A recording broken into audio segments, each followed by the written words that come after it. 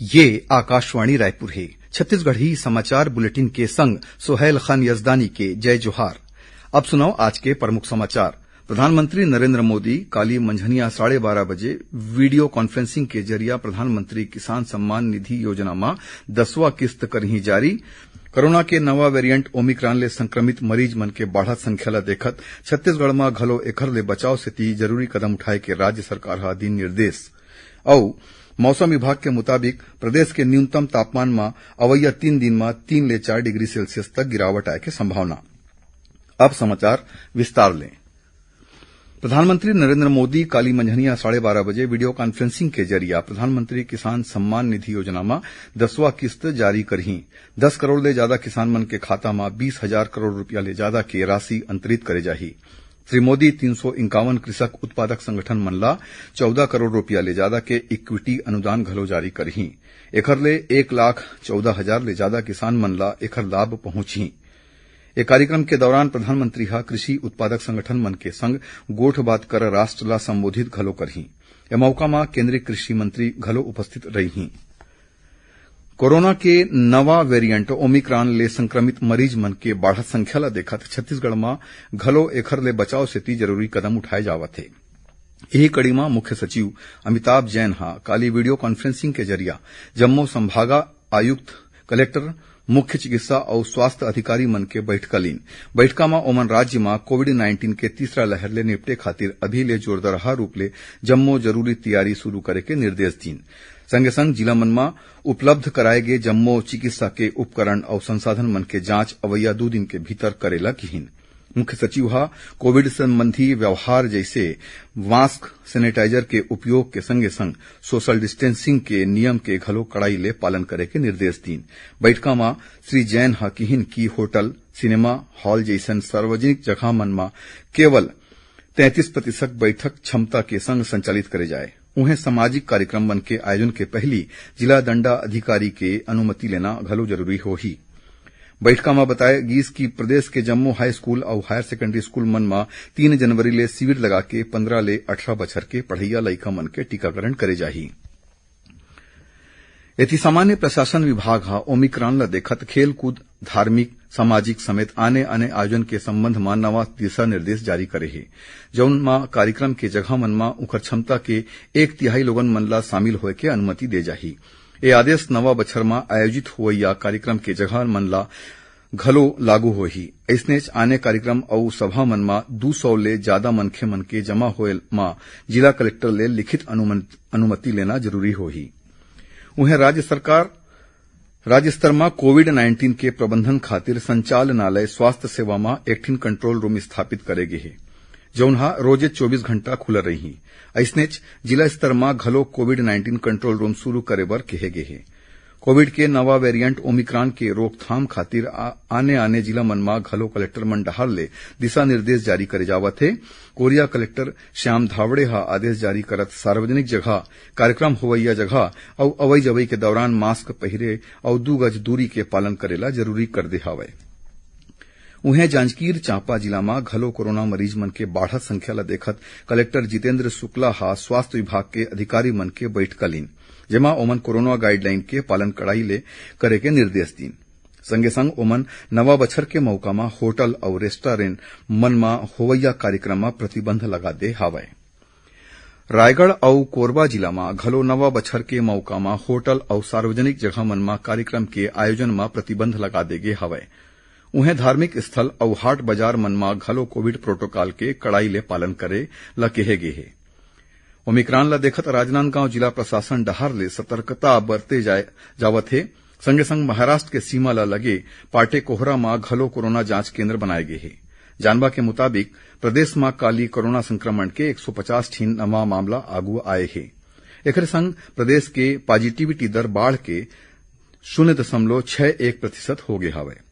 अभी के बेरा में करीबन 600 मरीज मन के इलाज आने अस्पताल और होम आइसोलेशन में चलत हावय। छत्तीसगढ़ी समाचार बुलेटिन आप मन आकाशवाणी रायपुर ले सुनत हवो। छत्तीसगढ़ के खबर ले है आपके वास्ता और खबर के विश्वसनीयता ले है हमर वास्ता। आकाशवाणी समाचार रायपुर के प्रादेशिक समाचार बुलेटिन के संगे संग हमार समसामयिक कार्यक्रम आप रेडियो के संग अपन मोबाइल में घलो सुन सकत हव। आकाशवाणी समाचार फेसबुक, ट्विटर और यूट्यूब में घलो हावय। हमार फेसबुक पेज हरे Chhattisgarh news on AIR, Twitter handle CGAIR news और हमार यूट्यूब चैनल हरे छत्तीसगढ़ AIR न्यूज। तो अब रेडियो के संगे संग आपके मोबाइल के माध्यम ले हम आप तक पहुंचत हन। छत्तीसगढ़ के हर खबर पर सुनत रहो आकाशवाणी समाचार। आवो अब आगू बढ़बो बाँचे समाचार कोती। 15 ले 18 बछर के उम्र के बीच लइका मन खातिर देश म टीकाकरण अभियान 3 जनवरी ले शुरू होही। ए आयु वर्ग के पात्र लाभार्थी काली ले कोविन पोर्टल में अपन पंजीयन करा सकत हे। केंद्रीय स्वास्थ्य मंत्रालय ह कीहिन हे कि ए लाभार्थी मन खातिर टीकाकरण केंद्र में पंजीयन के सुविधा गलो रही। इही बीच स्वास्थ्य मंत्रालय ह बताइन कि केंद्र सरकार ह एहतियात डोज खातिर पात्र लोगन मन ला SMS भेज के जानकारी देही। वैक्सीन के एहतियात डोज में कोविड संक्रमण, अस्पताल में भर्ती होवैया और बीमारी ले होवैया मौत के गंभीरता ला कम करे में सहायक होही। एती छत्तीसगढ़ में कोरोना ले बचाव खातिर 3,10,05,000 ले ज्यादा टीका लगाए जा चुके हैं। सुनैया मन ला बता दन कि आजादी के अमृत महोत्सव के तहत प्रादेशिक समाचार एकांश आकाशवाणी रायपुर डहाले प्रश्नोत्तरी कार्यक्रम शुरू करेगे हवय। एमा छत्तीसगढ़ी बुलेटिन सुनैया मन बर आज के सवाल हवय। बस्तर में अंग्रेज मन के खिलाफ लिंगागिरी विद्रोह कोन बछर में होए रहिस? श्रोता मन ह अपन जवाब ईमेल आईडी raipursawl@gmail.com में या फोन नंबर 9424208182 में SMS के माध्यम ले भेज सकत हैं। जौन श्रोता के सही जवाब सबले पहले मिलही ओला विजेता माने जाही और ओखर नाव के घोषणा काली के छत्तीसगढ़ी समाचार बुलेटिन में करे जाही। संगे संग ओला प्रादेशिक समाचार एकांश डहाल ले ई प्रमाण पत्र घलो दे जाही।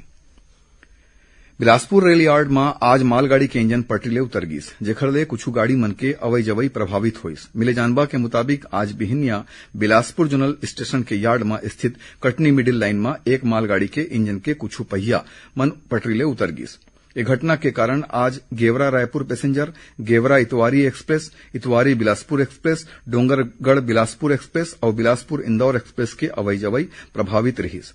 उन्हें गेवरा रायपुर गेवरा पैसेंजर और गोंदिया झारसुगुड़ा पैसेंजर रद्द रही।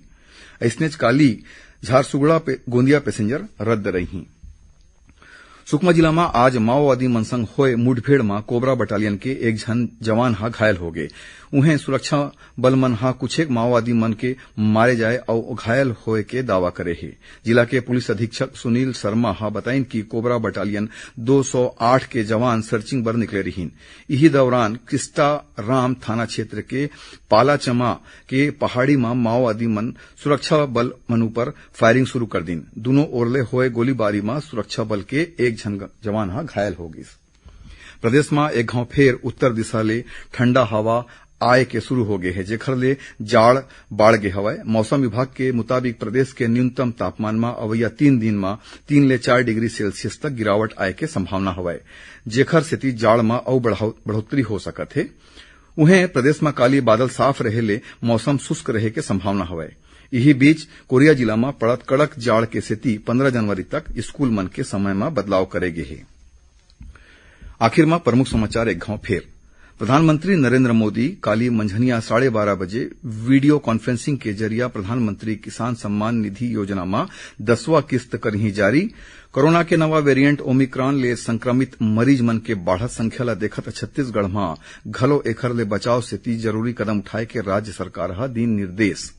और मौसम विभाग के मुताबिक प्रदेश के न्यूनतम तापमान में अवैया 3 दिन में 3 ले 4 डिग्री सेल्सियस तक गिरावट आए के संभावना। एक संग छत्तीसगढ़ी समाचार बुलेटिन इहे सिरावत है। जय जोहार।